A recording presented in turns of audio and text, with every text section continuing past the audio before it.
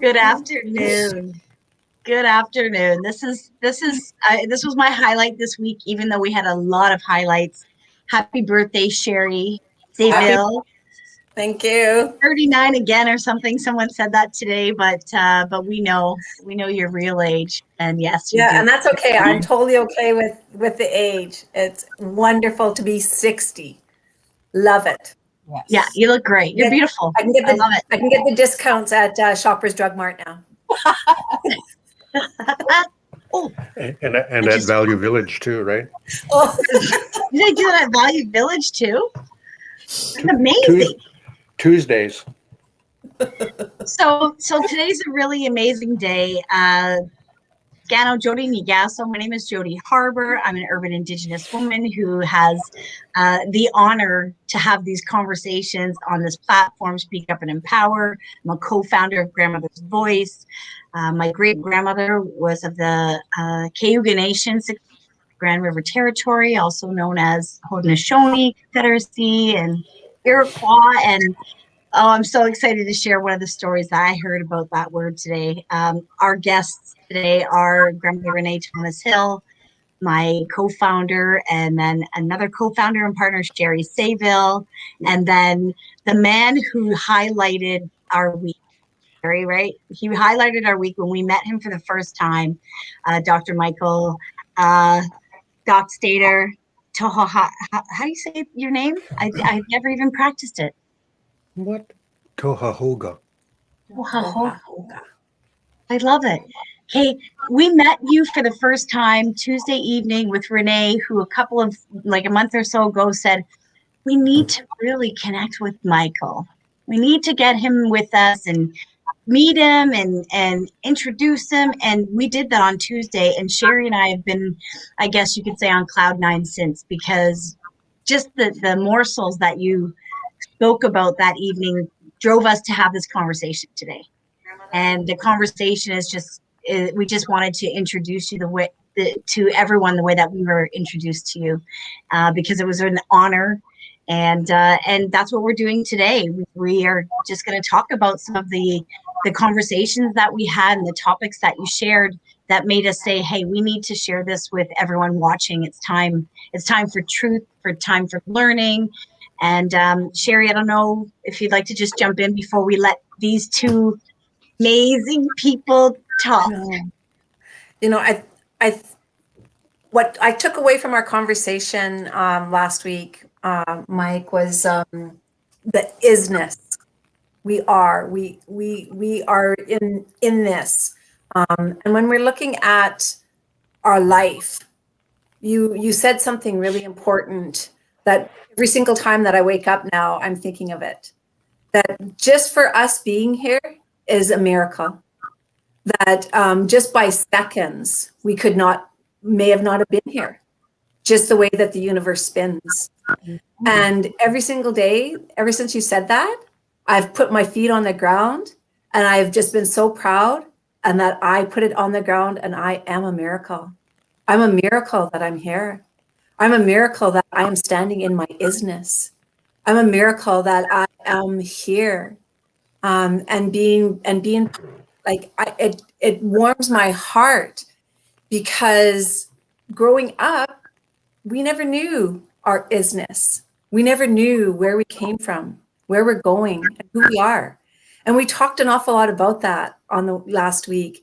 And I just want our audience to learn from you the lessons, not the lessons, but the knowledge. We're bringing this into people's homes. We're bringing this into people's lives, that we're creating this space, not only for us, but our Indigenous intellects, our leaders, our grandmothers, and our uncles and aunties. And, we started this series with a tea for Doda, and it was absolutely wonderful the way that we were able to gather community. And throughout our speakers, had over 2,000 people watch the speaker series. And so we know that they're going to get something. We know they're going to get something out of this discussion today. So welcome. I'm so thrilled and honored that you're here. And I'm in my isness right now. And I'm so proud to be here with you. I appreciate your kindness, Sherry and Jody. Thank you for having me.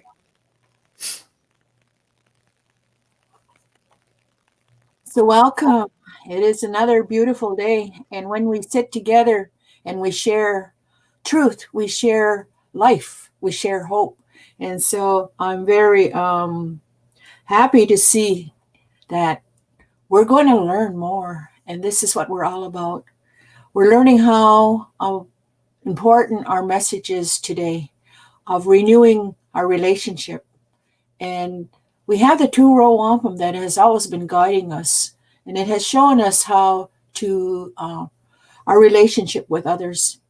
And this two-row wampum talks about our relationship to ourselves, and it also shows that relationship with others, and it also shows that relationship with creation, and then finally it shows us our relationship with our higher power. So today we're learning how to be who we are.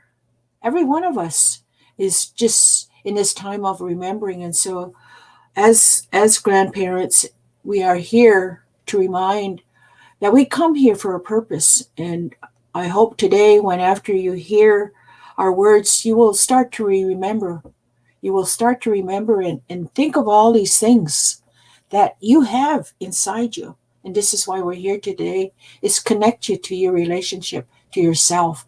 And so I'm very pleased that I have known Mike for a long time and that our paths have always intertwined. And we are very fortunate that our parents, our grandparents give us this gift of who we are. And it helped us to be where we are right now because our grandparents, they did a lot for our community. They shared a lot of our history. And so here we are today. We are the grandparents and we are here to share that knowledge. And so I am very grateful that we have this opportunity to come and share what we have today. Thank you.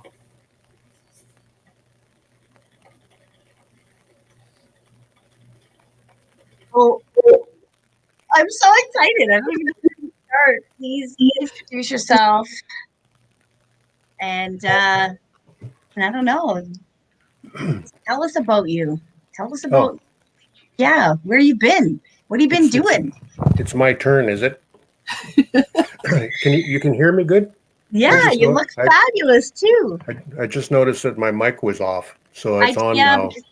We were getting feedback, so I like to mute everyone. Oh.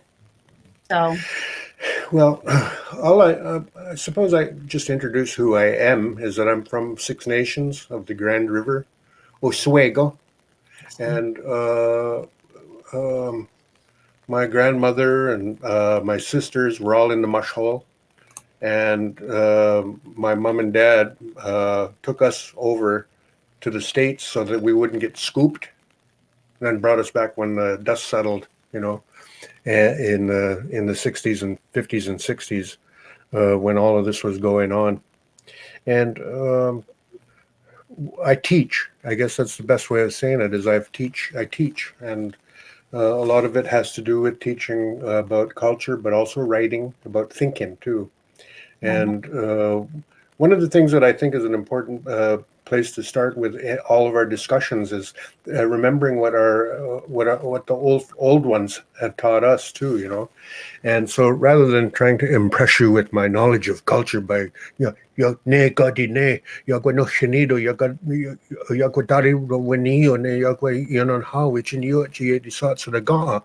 I'll just say what that means. And what it is something that Gawinosto, who is an old clan mother, sent to the Queen of England. She said, the children of the Great Spirit are a free and independent people who are governed by covenants made in very ancient times by our ancestors and handed down to us, their children. And these covenants protect our right and freedom to govern over our own affairs in our own way. And we consider these covenants to be a precious inheritance of our children and our future generations, and no one can take that away from us. And we can say these things before all the children of the Great Spirit who went before us. and before all of you great children of the Great Spirit who are with us yet, and before all the children of the Great Spirit yet to be born. And these are the words that we say when we come together to remind ourselves of the covenants that were made a long time ago and passed down to us. So I just wanted to share that as a way of starting and remembering to put my phone on on airport setting here because somebody just called. All right. So, anyways, life, back to life. Thank you. I like that little ringtone you got there. You're a pretty hip guy, eh? I can't even find my setting now, too. That's how hip I am.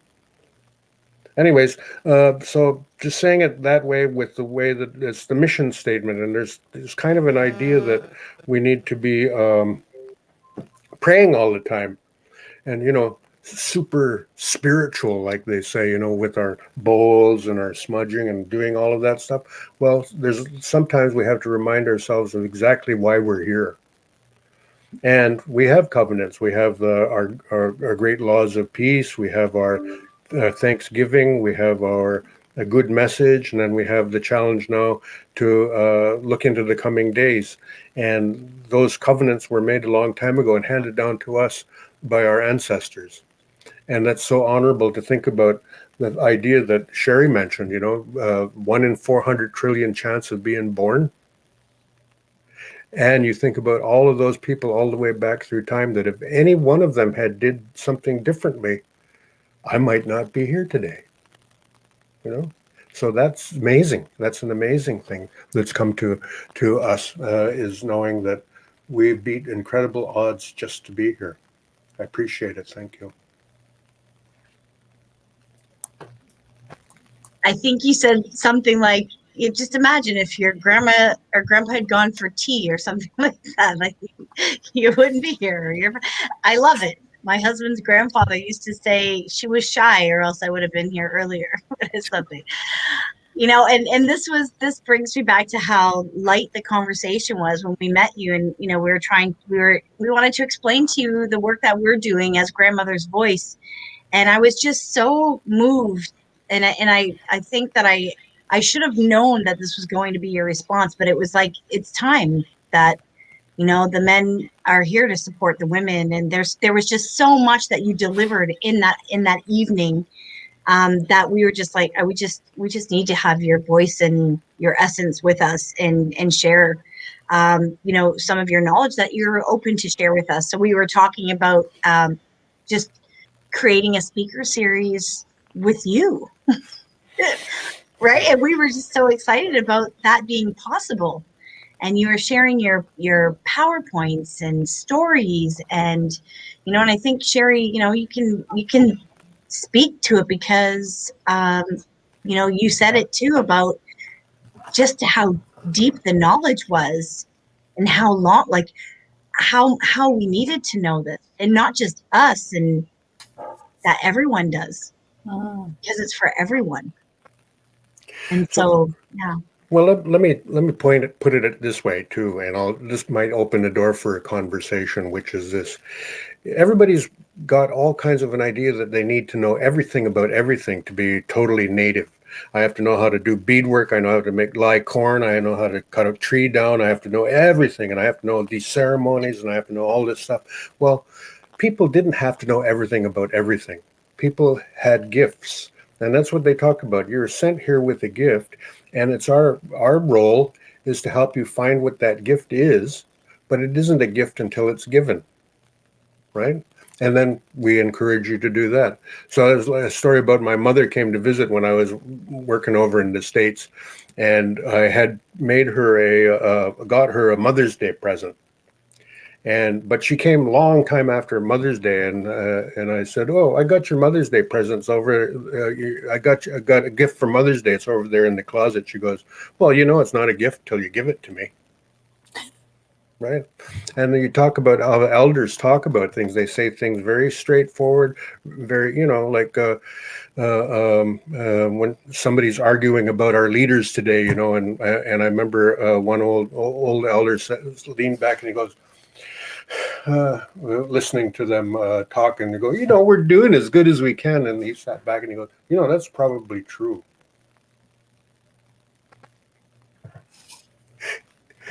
Nailed it right on the head, right? So after talking about all that, I'll pose it this way to everybody in our conversation. All of our culture is all about eating. We have a dish with one spoon. The chiefs eat out of one spoon. They eat beaver tails. And it doesn't say spoon. It says they leave sharp objects on the floor or by the fire, it says. But we get together and we eat out of one dish together. And so that image is everyone gets to eat. And also in our culture, we have this idea of wiping each other's tears, and that's what they call it. With the condolence ceremony, we shall wipe each other's tears. In other words, everyone gets to be happy. Mm-hmm. And we have then the idea of our medicines that we pay homage to, that there are medicines that we see that help us. And so we say everyone gets to be healed.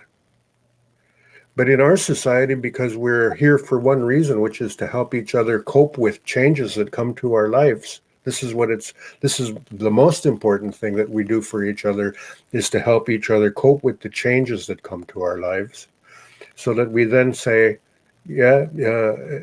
everyone gets to eat, but nobody eats until we all eat.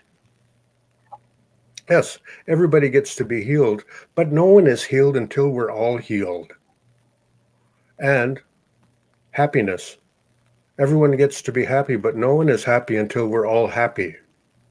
And we know we try to figure out, well, we're not really living in longhouses these days, and we're not really this and that. But, when those guys got here 300 years ago, they were wearing powdered wigs and knickers and all that stuff. They don't even look like that anymore. So we've changed, and we're helping each other cope with the changes. But when you go into people's house, and I know Renee knows this one too, and those of you that grew up in the communities, you'll hear this. Just stay. We're going to have lunch in a little while. Why? Because everyone gets to eat, right? And and we or you'll go to a barbecue or a picnic or something like that, and Fred and Donna said they'd be here with their kids at 6, so they're late, but we'll wait for them. So hand out some crackers and cheese to the folks to keep them busy, and we'll wait for Fred and Donna and their kids to get here. So we still do the same things. We still act the same way in many ways, that we are taking care of each other. And that's what that whole business with one dish with one spoon is, to take care with each other. Everybody gets to eat. Everybody gets to be healed. Everyone gets to be happy. And that's colorblind. There's no exception to that rule. There's no racism or anything. No social stratification between rich or poor. Everybody gets to be happy. Everybody gets to be healed. And everybody gets to eat. And we don't do those things until we're not happy until everybody's happy. And right now, that's the big quest that's going on, is how do we raise our level of happiness among our people, because we're not really a healthy people, we're not really. Anyway, I'll just pose it that way as a place to start a conversation. A good example was last night, because there's been so much sadness in our community. It seems like every day you're hearing of somebody having cancer, you're hearing somebody having health problems, you're hearing somebody, and so and plus the epidemic. And so last night, how many of you noticed how close the moon was, how bright the moon was? She was in her power last night. And so one of the most beautiful things is that, you feel so much love for your community, you know what they're going through. And so you want to make sure they're all taken care of. And what we did last night with a group of people, we came together and we did our songs and we did our ceremony, and renewing our relationship with our grandmother moon, because she's been trying to work with us and to support us with what's going on. And so we prayed for our children because their minds. We prayed that we put down our tobacco because you see, it's not just our children, it's all the children, all of them. Just like Mike had said, there's no division. What we're praying for is that's what the purpose of Grandmother Moon. She had that story of long ago when she came to create this new world. And she had a purpose because she had to learn all the lessons of life. And so when she came here, she understood that she had to go without. And so that's one of the most important things that we need to remind our coming faces. There's going to be a time when we have to go without. And that's what makes us more stronger. But when we eat together. We share what we have. And we always go back to, I know we had, in our family, we had the bone soup, the story on how they came so that everyone could eat. And that everyone brought what they had in their supplies so that everyone could eat. We never left anybody out. And that's what we always did was in the beginning, we always had that door open, that everybody was to be invited, to be included. And so I think this is why they called us party animals, because we were always celebrating life, because we were glad to be here.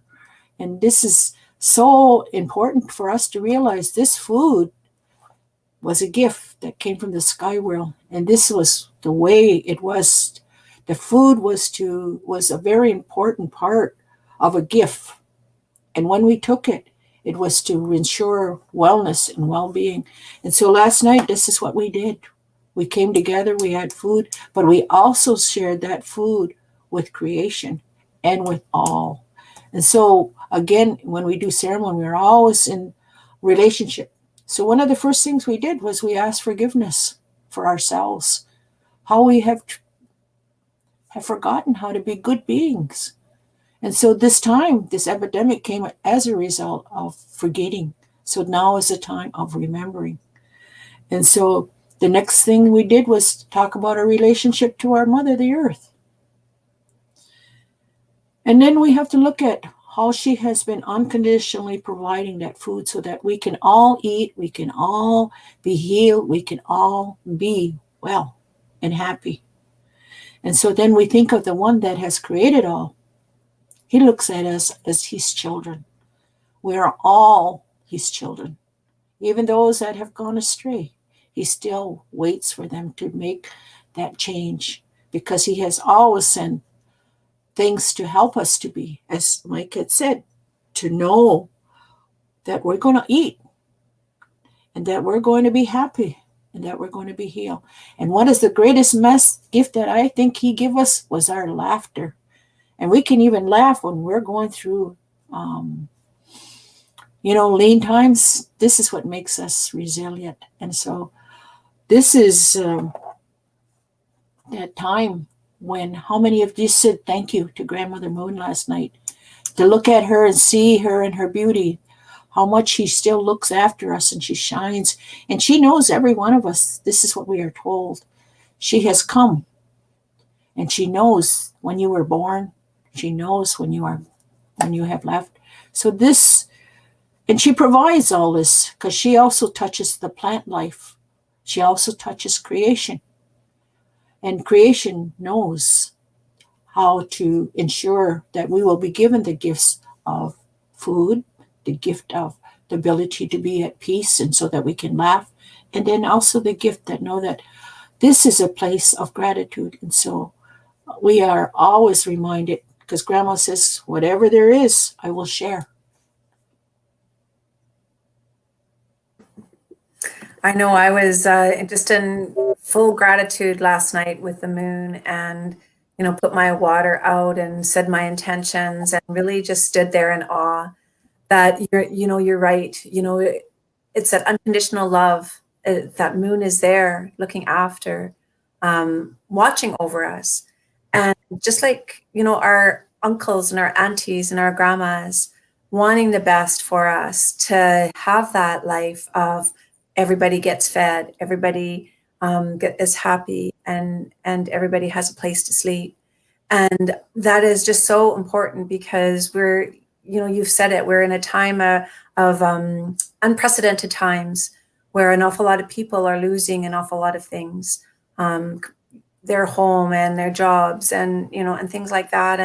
And how, you know, what are the messages that we can give, and the resilience, maybe not give, but that hope where, you know, that everybody has a place. And so I guess I'm just kind of, you know, asking, like, where can we offer those places from our heart to people who may not have what we have?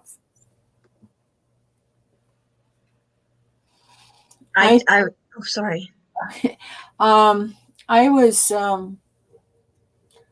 mentioning to my granddaughter, because it was her birthday, and I said, your grandma, I did a special gift for you. I put my words down for you because you are the future seed of tomorrow. And I want you to be resilient. I know you're going through a lot of things. I was talking to her as I was praying, talking to her and letting her know that her grandmother came to visit her because she was born by grandma. And so the grandmother moon was so powerful, and it was her birthday. And so I put down tobacco for my granddaughter. And this time, to make, as they say, is to put that seed in her to remind them. And so to this very day, I always said to my children, you know, I'll never be gone because anytime you need me, I'm going to be there. And so that's why when they were little, they said, even when they weren't with me, they were in their own homes, what they said, oh, I saw you last night, Grandma. You were looking at me. And I smiled. And I said, yeah, because this is to help them whenever they're going through rough times, they can look up and they see the moon. So to all of you, that's why she was put there in the sky world, so that whatever you're dealing with, you know someone's looking after you, someone is there for you, someone is supporting you. And so that you're not going to ever be in this journey by yourself. And anytime you need to unload, anytime you're having any difficulties, talk to her. Look at all those grandmothers that are and when you look at that moon, that's where there's hope. Just like you look at her brother, the eldest son, they're both there to support us and to give us that. And you can do it wherever you are. And just open up your heart. It's just like talking right now to us. And it's so easy just to say, thank you, Grandma. Thank you for being there with me. And I hope one day I understand everything, but right now I'm just struggling. And she'll send you helpers. She'll send you all these ones that need to hold you up in this time. So put your heart there. See, Tujatageha, I need help. Help. That's a gift. The word help.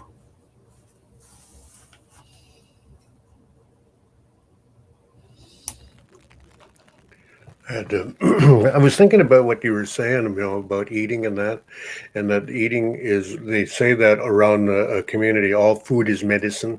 And so, sure, nourishment and eating is part of it. And then we come now to the crisis, when I say a crisis or a roadblock or something that we have to get over or something that we have to fix, that is all about the idea of taking what we do now, but understanding or recognizing it for who we are. I remember going to a Mohawk workers meeting 20 years ago, and one of the elders there was listening to us talk like Renee and I are talking today. You know, we're talking about all these things, and he stopped and this is how elders, they just say it straight out.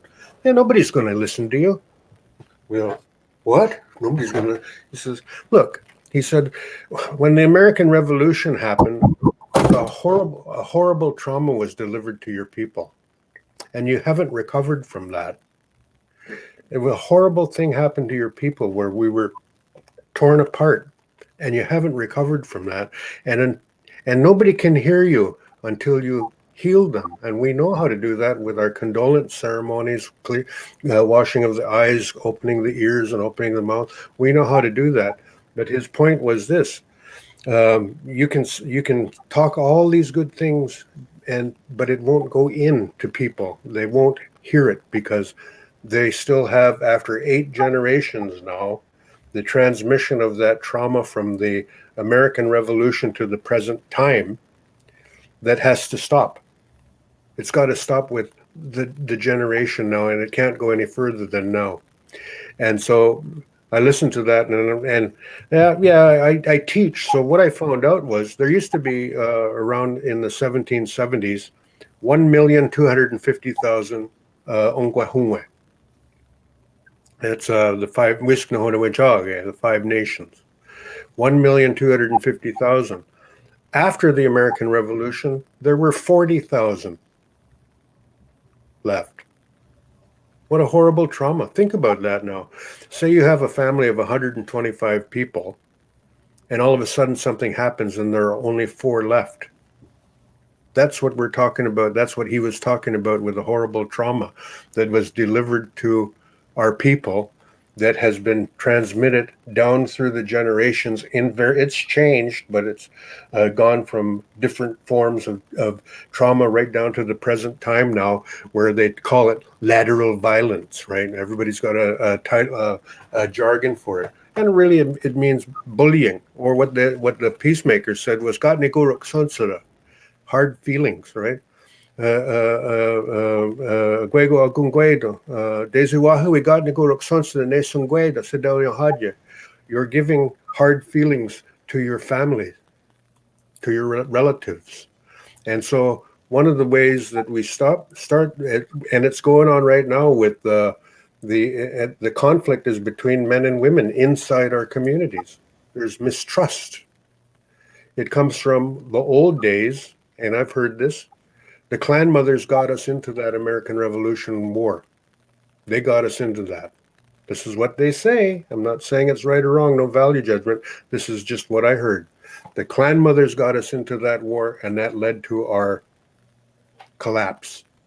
And then it came out in certain teachings that say, women, you have to do these things now that you didn't do before. And so there were rules applied to the women way back in the 1800s, and we know what they are.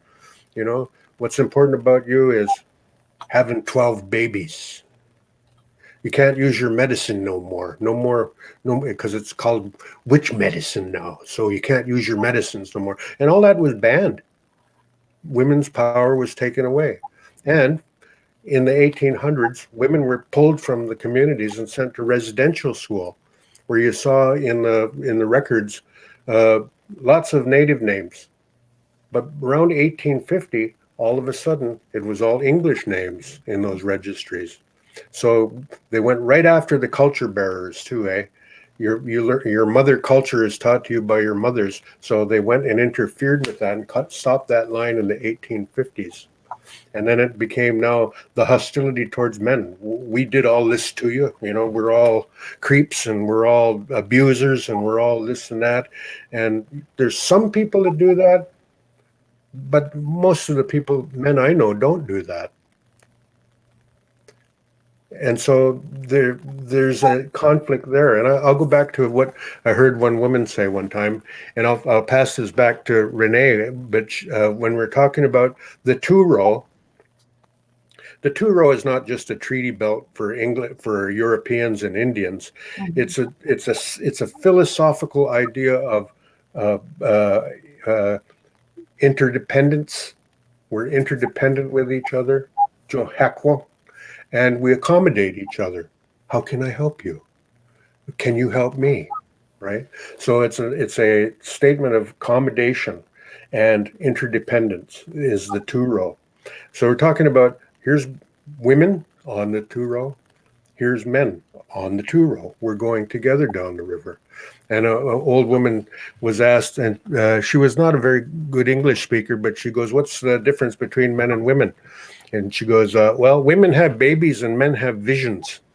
And they all went, all the feminists went, whoa, was she saying that all women just have babies? No, no. If you go inside the teachings, she would say this, and this is why it was. I was reminded of that by the talk about Grandmother Moon. Grandmother Moon guides the womenkind. Every 28 days, 13 times a year, Grandmother Moon guides the women. That's what that old elder woman was talking about. Every 28 days. In other words, put it this way: whether you want to or not, the universe comes to you every 28 days, whether you want to or not. And that's why they say, don't touch my rifle, don't touch my lacrosse stick, right? I've heard, that's a rule down on the reserve, is that women have these cycles, and they say, don't touch my rifle or don't touch my lacrosse stick now, because they get so powerful. They don't have to, the universe comes to them every 28 days. Old elder woman talking, women have babies. That's what that means. Men have visions. All right. So what does that mean? We have to work at connecting to the universe. We have to actually take and meditate and make an effort to reach out to the universe. And that's why men do the ceremonies. That's what the explanation was of why do men do the ceremonies. Well, because men do the ceremonies because it's their place to reach out, because they don't have the universe come to them. They have to go and try to grab it or embrace it or call to it to come and embrace them. That's the difference between men and women. Men have visions. Women have babies. And what did she mean by that? We have to work at connecting to the universe. Women, the universe comes to them every 28 days, whether they want to or not. Right? And so the basic idea of that respect that goes into that two row of interdependence then. So how are we interdependent on women to men and men to women? And the symbol of that is the cradle board, of course. The women make the bundle, an extension of their womb. The baby goes in the bundle. The men make the cradle board with the strap over, with the bar over top. Why? To support the mother and to protect the child. The basis of the binary in all of those teachings.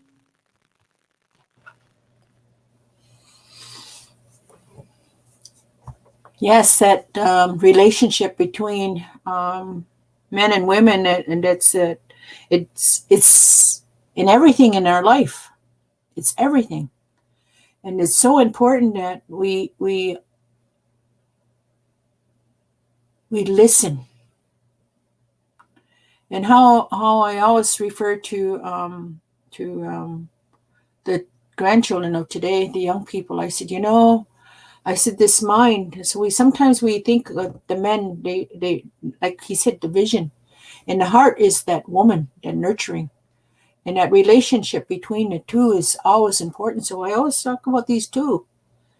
And so I said, well, I'm going to put it in another term so it'll be easier for you. I said, now this is, your mind is like that young child. The young child wants everything, wants it right now, doesn't have any patience. And so this talks about now the grandma. This is the heart, the female part. And this one, she says, now wait a minute. And she's trying to have that relationship, talking to her grandchild. Because the grandchild doesn't want to listen, wants everything right now. But the great grandma, that's that spirit deep down in, and she's talking. And she's always talking to us. She's always saying, I would say it's like our conscience, because we never had any jails. We never had any prisons, because we had what my grandma called it was a crap detector. We know when we're doing right. We know when we're doing wrong. And so that's grandma. Well, I would say my great grandma, she's talking to me, and we know when we're doing right or wrong. And so then there's this grandma. She talks to us because she's had a lot of life experience. And so I would look at the physical part as the male. And there's that relationship again.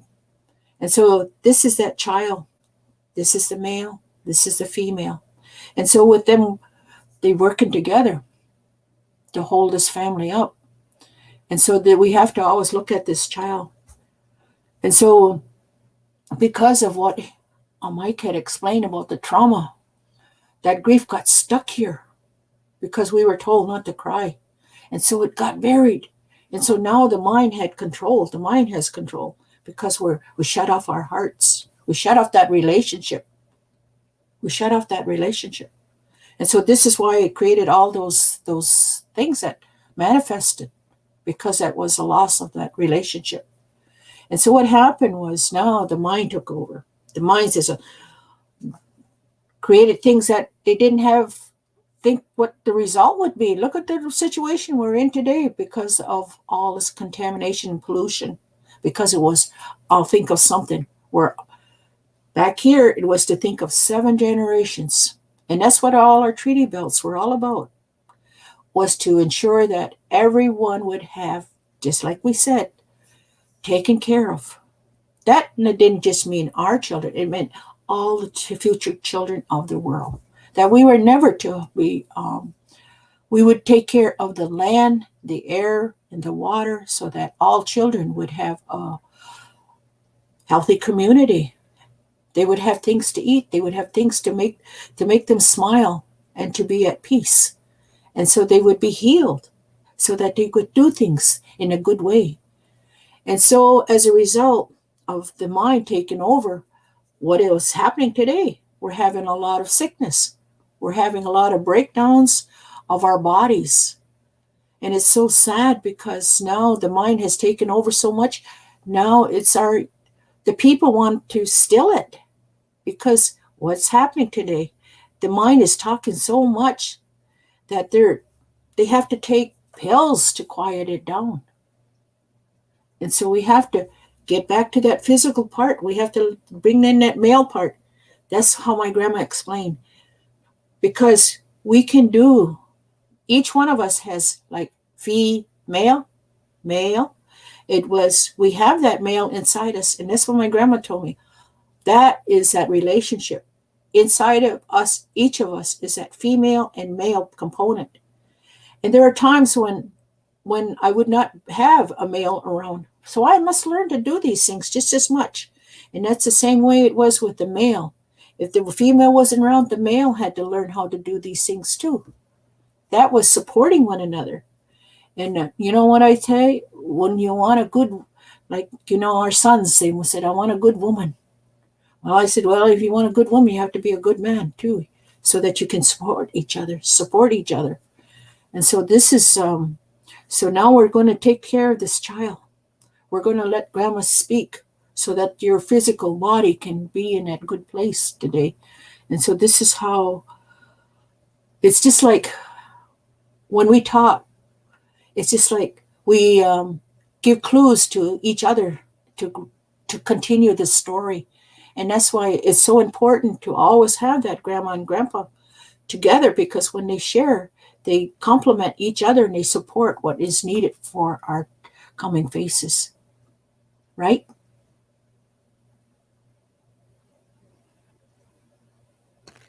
Yeah, and I like the way that you're describing your teachings that were given to you by the old ones in your family too, because they just talk straight, And I remember what you're saying now about to go back and what we when they talked about. I remember one old elder says we were talking about what's a mama's boy and what's a daddy's girl, right?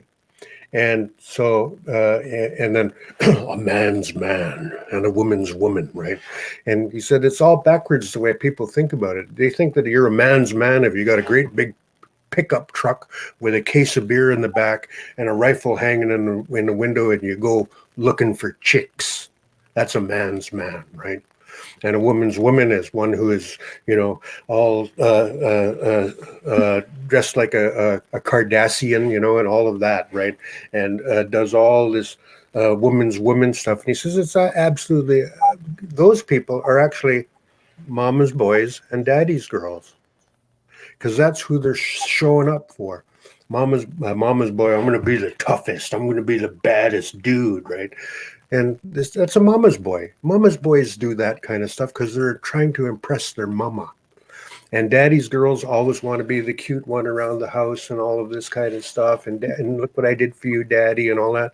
And that's not a woman's woman. That's a daddy's girl. And how that shows up in everyday life, just like you were saying, is that you have men thinking, I'm the iron worker, beer drinking guy, and you woman got to listen to me and cook my supper, right? Or the girl that goes and parties with the boys and gets in trouble, but can always run home to daddy. Because daddy will, the mean world is looking after you, is being bad to you. Same with the mama's boy, right? He can go out there and do all that stuff. Oh, they're talking about you and they're just being mean to you. Come on home to mama. Come on home to daddy. Well, when you go back to what Renee is talking about, is that when you start looking at it and telling the real picture, she gets it. Other people get it who think about these things, but people that are still the hurt people in our communities, they're not listening. They're not hearing it. They think they're being put down. So how to say it in a nice way so that they can understand it? Well, like the old elder said, because of the terrible trauma that was delivered to us, our ears are all plugged. We're not hearing, right? So what is a man's man then? I can only go back to the way the warriors talked about it, which is this. And I'll share this with you because it comes out of what men say in our meetings as we're talking about a good way to be.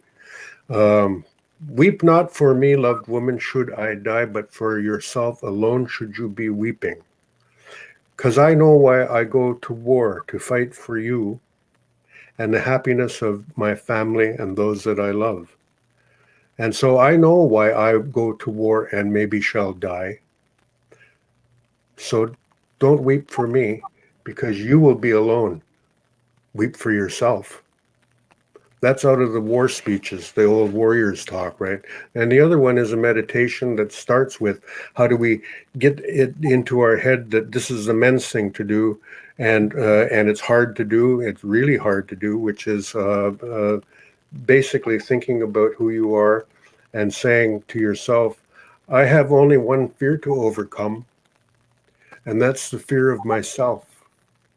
And when I overcome that fear, I will fear nothing. Don't threaten my family, don't threaten my loved ones, because that's my job, is to make sure that they can walk and be happy. That's the men's role. I don't know the woman's role. I have a slow cooker. I look after my kids. I'm a wizard at the slow cooker. But that's about as far as my mothering goes, and I'll stop there.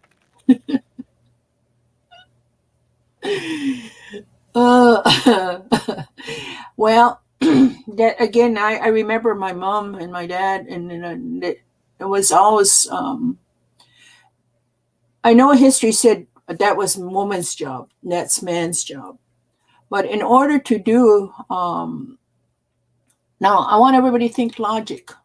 If you want the work to get done, doesn't help to do it with two, the support to raise a family, to do everything in that home to make everything run right. It has to be two.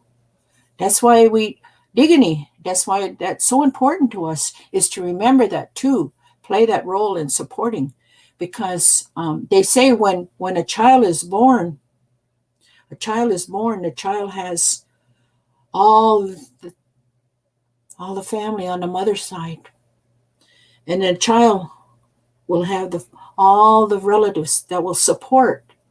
See, two coming together like this, and this was what symbolizes what we're to do. It was never for the woman to be over here and leave those children, because all of us can do this.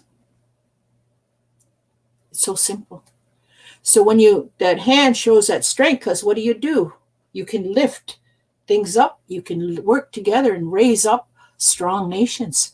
And when a child sees this together, that strength, look at how much they can hold in that strong foundation. It is like the trees, the roots of two trees, the family trees. And what do? They intertwine. And that's how this symbolizes, this is a metaphor, how the roots come together and make that strong tree grow. And this is why they say time is going to come again when the people remember how to create that relationship again on creating a healthier world. And so everything of our way of life is still out there. The trees, everything talks about that relationship of supporting one another. Even our chiefs, we have a sub-chief coming up. We even have the woman's role, where we teach our children, our daughters, how to take care, and our sons. And then the father, there's an exchange later on. The father can share how to do these things, and then the daughter and the mother and the son, they can learn this, how to create this in the future.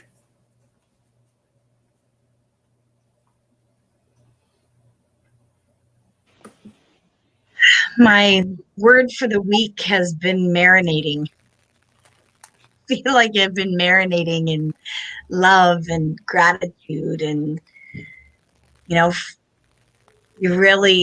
your words just show love, understanding. I'm becoming I'm learning so much listening. I'm not a very good listener. I'm going to be honest with you. I think most of my life, being a middle child, I probably maybe I fought to be heard or whatever it was.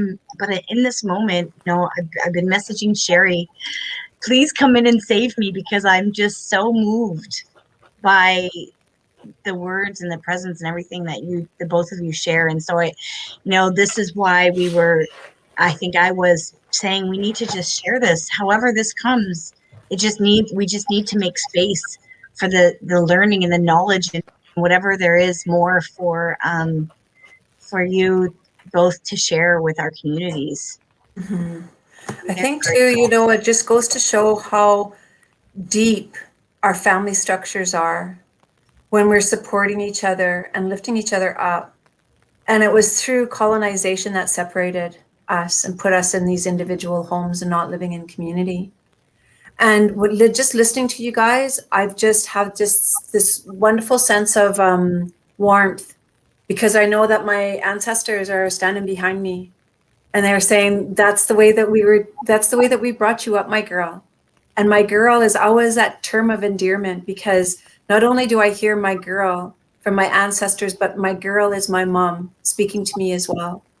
And that complex system of bringing up our family, right? Like, I left my family in Saskatchewan to move out here to Ontario, and I miss them every day because I have my sisters, and they're the sense of community. If it wasn't for my sisters, who knows, right? Who knows where my life would have taken me?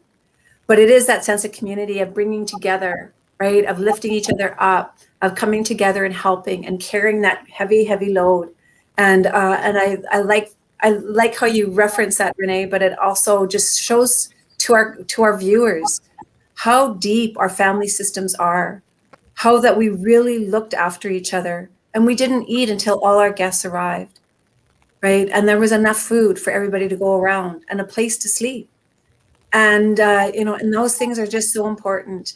My heart is just filled with such love and admiration, because these teachings are coming forward again, right? Through our leaders and our Indigenous intellects and our grandmas and uncles and grandpas and Doda, like all the mushrooms and the kokums and, we can, all that, like, it's just absolutely beautiful. So thanks for reminding us. And there's quite a few comments in our Facebook here, our live, where, the grandmother's teachings are so important. And thank you for your gifts, is what they're saying. Thank you for allowing us to be in this room with you. And so just know that you've touched over, right now, over 200 people that we're doing this right now today, but we know that there'll be others viewing this as well. But I'm just in awe. Same with Jody. I'm just in awe. So I could sit here all day, and I'm so grateful that we had our own professional, I don't even want to call it professional development, or our own little visit with our tea and our community the other night. Here's a lesson to carry away then. Can you say Deon Hakwan? Deo Hekwa. Yeah, Deon Hakwan. Deo Hekwa. Now that's a word, Deo Hakwa, usually is a word that they attach to the three sisters, corn, beans, and squash. That's the three. It doesn't mean that at all, actually. There's actually a family that has that name among the Mohawk people, Johakwa. And what it means is they cling together. We cling to it. Wow. In other words, to really translate that into the thinking now of the old timers, the way they would think, they would literally translate it as mean the two things clinging together. That's not what it means. It means interdependent. Because the corn, beans, and squash grow together, and they're interdependent with each other. They just love to grow together. When you plant an intercrop garden of corn, beans, and squash, they are interdependent. The beans grow up and they cling to the corn. The ground cover with the squash or the pumpkins keeps the moisture in. They're interdependent. That's why they were called Deohakwa. So if you take that word and think about it idiomatically, the way the old timers would have come to mind, it is about interdependence, interdependency. The Turo shows the interdependency. All of our signs and symbols show our interdependency. One dish, one spoon. We all eat together, and we won't say anything to hurt each other, and we'll be careful with each other, but we'll nourish each other. Everyone gets to eat, and no one eats until we all eat, because we're interdependent. Johekwo. Ah.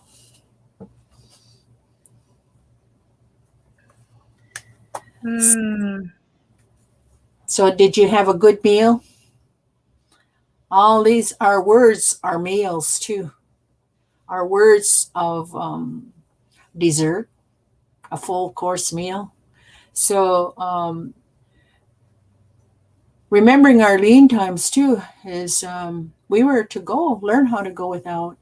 And so now that we have gone without for a long time, let's Satekone, let's eat all these words. Let's eat and take all these in and fill our bodies, because that's what we're missing, the spiritual food. Did you have any questions that you needed us to clarify or to clear up, that maybe you're scratching your head over a little bit? No, it's in me now. I'm not even thinking about it. I'm living. I'm full. My belly is full. I'm so excited. I'm looking at these messages from people, and I'm just really excited about what we're going to share, and we don't even really know what that is yet.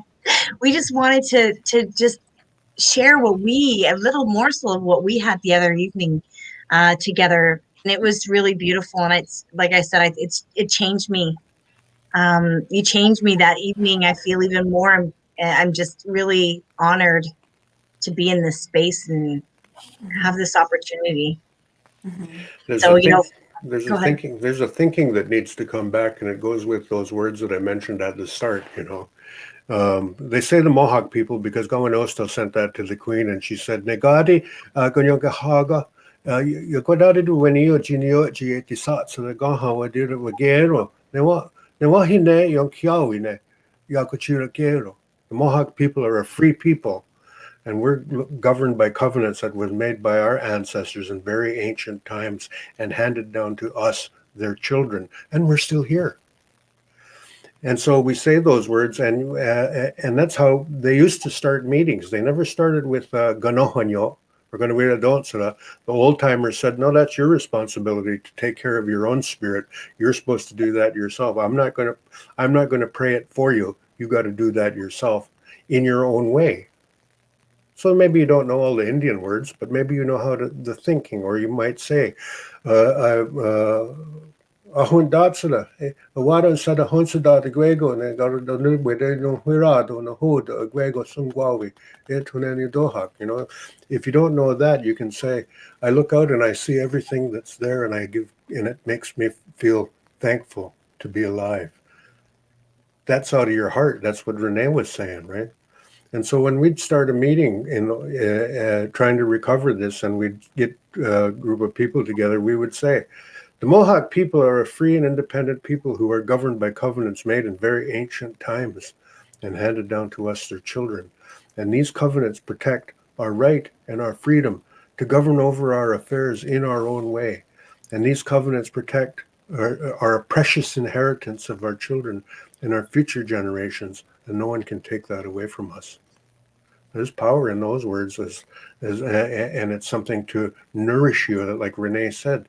The words that are said nourish the spirit so that you do have that strength, and that you do think about, in 100 years from now, there'll be our ancestors sitting at a table somewhere that look just like us, playing this video.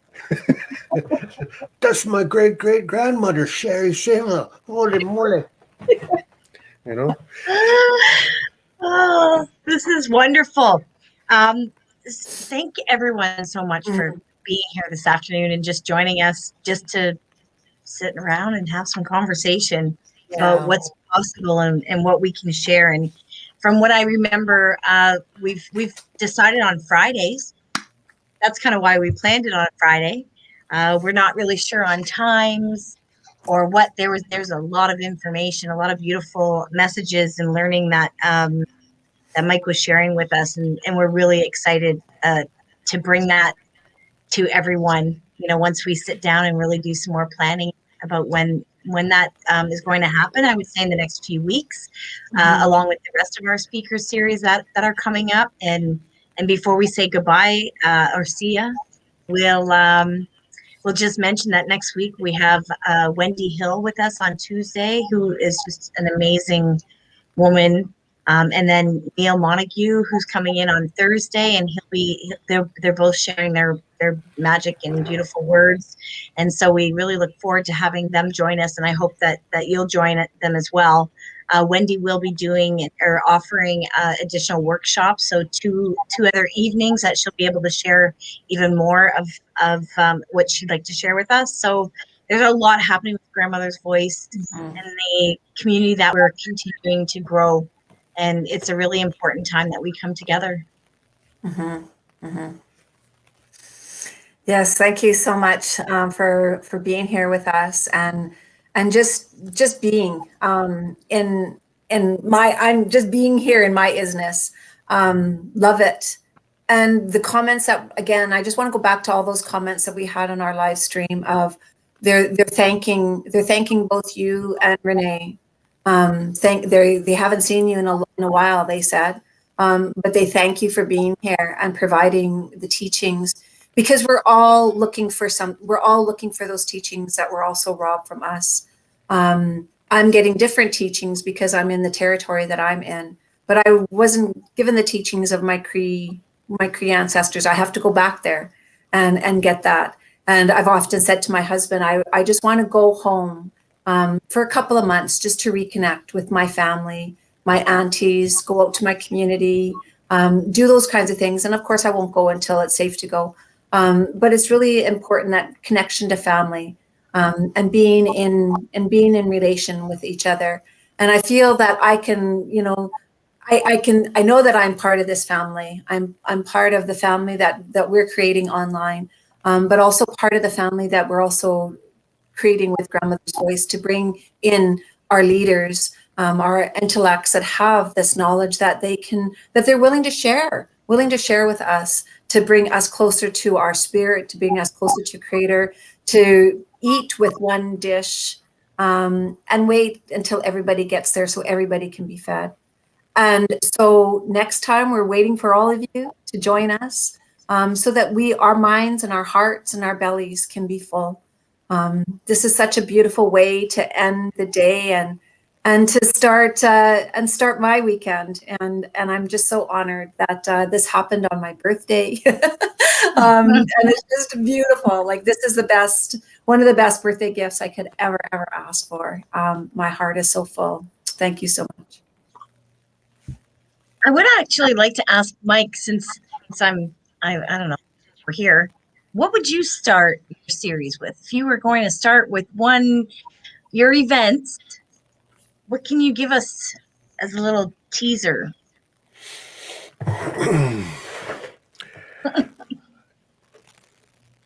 We could start at the start That is such a good place. and end at the end. It's always Yes. see, I teach writing, and I teach screenwriting and all of that stuff, and I'm always working with people. Even when students write essays, sometimes the start of the essay is way down in the third or fourth paragraph, and I say, no, the start is down there. Move it to the front. Why don't we tell the story by starting at the start and ending at the end? So we could start with Doxtater, the idea of, and this goes back to the binary. Sky Woman came down here, but Sky Chief stayed out there. Yeah. Women have babies, men have visions. And that goes back to the creation story. We know all too well about homage paid to creation from Sky World down. That's all we talk about. We need to give thanks and all of these kinds of things that deal with creation at all the levels, from the earth all the way up to the stars, right? But then they don't teach about the other side of the stars. Who's out there? And that's well known. Ahun Doxtater, that's the ISness. Rauhatsura Sa'a, they're out there. Ochi Stonkwe Sa'a, the star people, the star beings out there. The helpers are out there. There's all kinds of things going on out that side. So maybe, why don't we start at the start? Sounds fabulous. I just love want to read one comment from somebody here that I'm tearing up reading it. And it says, Nawagoa, my heart is being open up more today. Cry today, good tears. Heartfelt thanksgivings bundled to you and Renee. So we are touching people's spirits, and thank you so much. Like it. Mhm. Yeah. You know what? Oh,